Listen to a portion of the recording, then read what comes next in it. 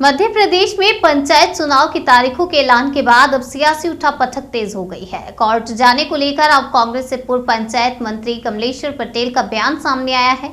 उन्होंने बताया कि पंचायत चुनाव को लेकर कांग्रेस कोर्ट नहीं जाएगी। पूर्व मंत्री कमलेश्वर पटेल ने कहा कि अगर किसी के साथ अन्याय होगा तो पार्टी उसका साथ देगी। अगर कांग्रेस प्रवक्ता सैयद जफर के बयान की बात की जाए तो यह उनकी निजी राय है।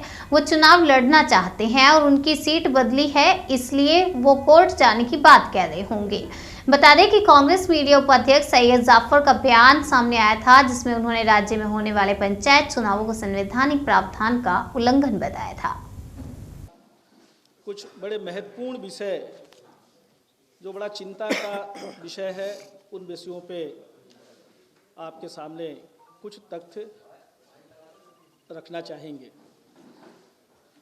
सबसे पहले तो आज हम ऐसे महान पुरुष परम पूज्य बोधिसत्व डॉक्टर भीमराव अंबेडकर जी का महापरिनिर्वाण दिवस जो कि 6 दिसंबर को मनाया जाता है, हम सब उनको विनम्र भावपूर्ण श्रद्धांजलि अर्पित करते हुए बाबा साहब के चरणों में सत नमन करते हैं। और बड़े दुख के साथ कहना पड़ता है कि संविधान के मूल्यों से घृणा करने वाले लोगों का शासन देश और प्रदेश में चल रहा है। ये बहुत चिंता का विषय है। आज एक तरफ जहां बाबा साहब की पुण्यतिथि मनाई जा रही है, जिन्होंने एक हमें सुंदर सा संविधान बना के दिया और सबको समानता का अधिकार दिया और हर वर्ग को मौका दिया, और जो कमियां थी हमारे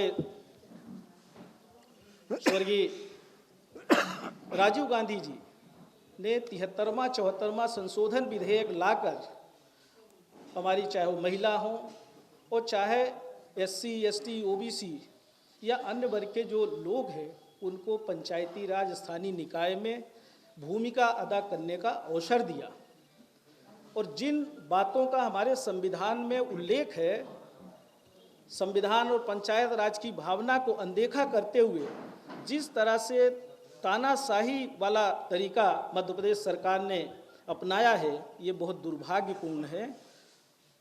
शिवराज सरकार पंचायत चुनाव को दलीय चुनाव में बदलना चाहती है। जिस तरह का इन लोगों का अभी अभियान शुरू हो गया है। दूसरी तरफ हमने बहुत ही निष्पक्ष भाव से परिसीमन कराया। परिसीमन 15 वर्षों की इनकी सरकार में एक भी बार नहीं हुआ था। रोटेशन में आरक्षण जरूर करते थे, पर परिसीमन नहीं हुआ था। बहुत सारी हमारी ऐसी पंचायतें थी जो 15 किलोमीटर के क्षेत्र में थी, 20 किलोमीटर। देखिए, पंचायत चुनाव की जो घोषणा की गई है, ये पूरी तरह से संवैधानिक जो प्रक्रिया है उसके विपरीत जाके की गई है। जो अध्यादेश लाया गया है, वो अध्यादेश लाने का अधिकार जब पूर्व से भारतीय संविधान में 243D और 243T में उल्लेख है, पहले से उल्लेख है कि आरक्षण में रोटेशन और परिसीमन 5 साल में कराने के बाद ही चुनाव कराने की व्यवस्था है, तो उसको राज्य सरकार नहीं बदल सकती है। ये जो कर रहे हैं गैर कानूनी है, और ये कहीं न कहीं त्रिस्तरीय पंचायती राज व्यवस्था में जो भारतीय राष्ट्रीय कांग्रेस के नेताओं ने, स्वर्गीय राजीव गांधी जी ने जो ग्राम स्वराज का सपना महात्मा गांधी जी ने देखा था, उसको साकार करने का जो काम किया था, दिग्विजय सिंह जी ने जो यहाँ व्यवस्था बनाई थी जब मध्य प्रदेश की सरकार थी, उनके अधिकारों के साथ हनन है। हमारी जो महिलाएं हैं, हमारे जो युवा साथी हैं, जो सपना सजोए हुए थे नए आरक्षण के रोटेशन के हिसाब से, उनको रोकने का प्रयास है। देखिए, कोर्ट में बहुत सारे जो प्रभावित लोग हैं, बहुत सारे लोग कोर्ट में गए हैं, और माननीय न्यायालय ने भी, हमने जो पहले परिसीमन का जो कार्रवाई की थी, रोटेशन में आरक्षण की जो कार्रवाई की थी, उसको वैध माना था।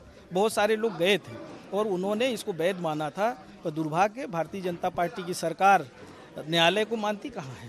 परिसीमन आरक्षण तमाम चीज़ों को लेकर अभी धनोके जी ने जो बात कही है, चारों चीज़ों की तैयारी नहीं है, उसके बावजूद ये चुनाव हो रहे हैं, तो यदि निरस्त करती है सरकार, पूरा ठीकरा आप लोगों पर ठोक देगी कि भाई ये ना विपक्ष ने कोर्ट गई थी, इस कारण सब नहीं सब करा। देखिए, विपक्ष कोर्ट नहीं गई है। विपक्ष चाहती है निष्पक्ष भाव से चुनाव हो।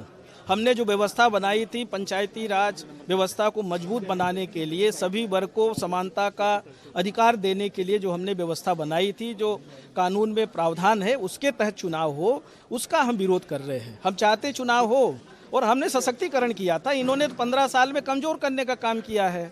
इन्होंने कौन सी मजबूती की है? हमारी जब सरकार थी हमने मजबूत बनाने का काम किया था, और सरकार हमारी बनी तो भी हमने बहुत सारे सुधार के कार्यक्रम किए और मजबूत बनाने का काम कर रहे थे। 15 साल से तो परिसीमन ही इन्होंने नहीं किया था, डिलिमिटेशन की कार्रवाई नहीं की थी, जिसको हमने किया, और 1071 नई पंचायतें बनाई थी, जिसको ये जीरो कर रहे हैं। और एक तरफ आरक्षण में जिला पंचायत अध्यक्ष के लिए तो रोटेशन में आरक्षण कर रहे हैं, और जो हमारे जनपद अध्यक्ष है, ग्राम पंचायत के सरपंच है, पंच है, जनपद सदस्य है, जिला पंचायत सदस्य, जिनका पहले रोटेशन में आरक्षण हो गया था, उसको मानने के लिए तैयार नहीं है। 7 साल पहले वाली स्थिति में ले जाके धकेल दें, ये कौन सा न्याय है? कौन सा नियम है? कौन से नियम के तहत किया है?